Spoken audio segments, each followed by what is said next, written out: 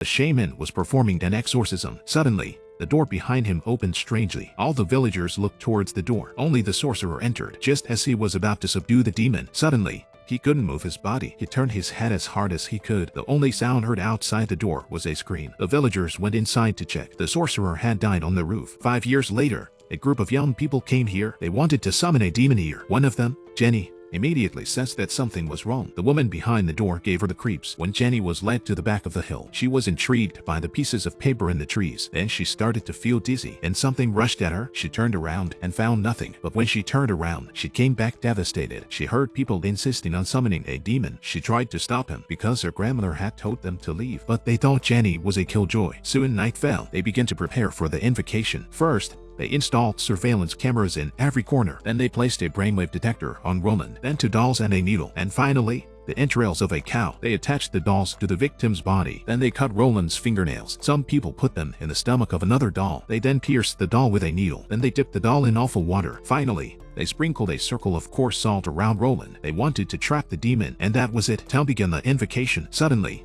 the woman's body began to convulse wildly. Her boyfriend, Ted, rushed to take her in his arms. Roland opened his eyes and said something. After that joke, everyone let their guard down. Jerry was worried that Jenny was scared. Jerry went into Jenny's room, but Jenny was lying on the floor, trembling. As a descendant of witches, he could already feel that the devil had arrived. At that moment, Tom also felt abnormal. He watched Roland's brain waves drop to 0. Roland opened his eyes at the same moment and soon appeared before Tom's eyes. He rushed to wake Roland, but when Roland rolled over, he woke up thinking it was a dream. But when he saw the monitor, he realized Roland had disappeared and the doll was tied up and had only one head. Tom rushed to Jerry to help him, but Jenny held him back. Jack quickly found Roland in the next room. Tom rushed over, but Roland seemed to lose control. He turned his head with great difficulty. "Help," he said. They thought he was joking, but suddenly, Roland sank into the hole. The woman made strange movements on the floor. Then she went down into the hole. The companion pulled her out, but as soon as they got out a bit, they saw a horrible sight. They were so frightened, they didn't know what to do. All they could do was watch the woman walk away. But the demon didn't kill the woman. The demon tried to kill the other four by possessing them. Shortly afterwards, his companions crossed the floor and pulled her through the sewers. They took the woman to a nearby hospital. Only Jenny knew in her heart that this was far from over. The demon's first target was Jerry. The wardrobe door slowly opened. Jerry's goosebumps reacted. When he opened his eyes, the demon was his dead brother. His brother was holding him by the neck. He was about to die. He awoke abruptly from his dream, but he didn't know he'd been marked. The demon's second target was Tom. Today, he came to the hospital to see the woman who hadn't woken up. When Jack went out to eat, Tom locked the door and drew the curtains. However,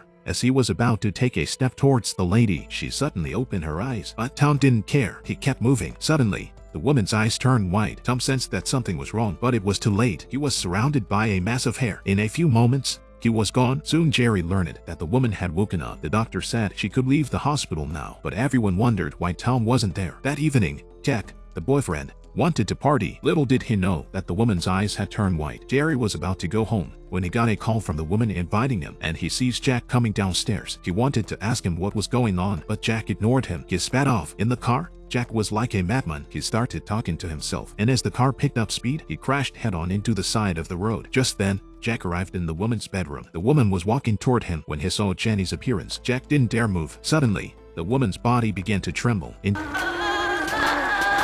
Jack's eyes, the devil became his brother. He faced his brother. He found himself completely trapped. The devil urged him to hand himself. Fascinated, he didn't hesitate. Just as Jack was about to hand himself, Jenny suddenly appeared. The demon's spell failed instantly. The woman fainted at the same moment. When he regained his senses, all he could remember was what had happened when he arrived. Jenny had wanted to call Tom to say hello. Tom's body had already been found. When they arrived on the scene, they learned of Jack's death. They looked at the bodies and wept. The woman knew it was her, and they felt remorse, but if they let the woman sleep again, Jack and Jenny would die too. The only solution was to return to the haunted house to exorcise the evil from her companions. She found her grandmother, a dead witch. When her companions' brainwaves reached 0, the grandmother possessed the woman's body. At the same moment, the grandmother then began to perform the ritual. She pointed a hand at her companion's head. One hand stirred the evil aura surrounding her. Then she whistled a strange tune. The grandmother saw that her companion did not react. She picked up the doll and began to burn it. She couldn't stop herself, but her companion suddenly set her day up. At last, the demon appeared. The grandmother tried to dissuade him from leaving her body, but the demon didn't care about him at all. He was determined to kill everyone, so grandma continued to burn the dolls. Then she picked up a willow tree and whipped the body of her companion. Suddenly,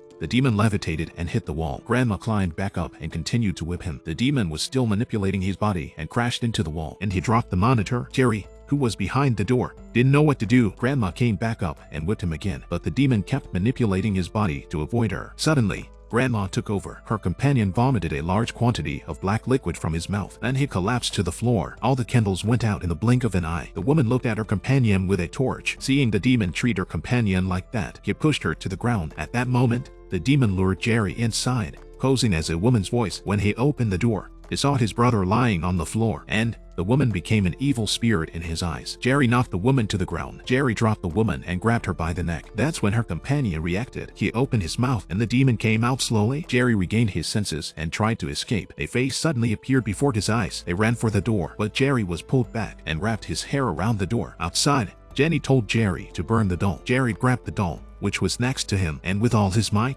he struck the lighter. The fire was around him in no time. Just when Jenny thought he was dead, a hand behind him patted him. The two held each other tightly. Finally, the three of them left, the place they never forget.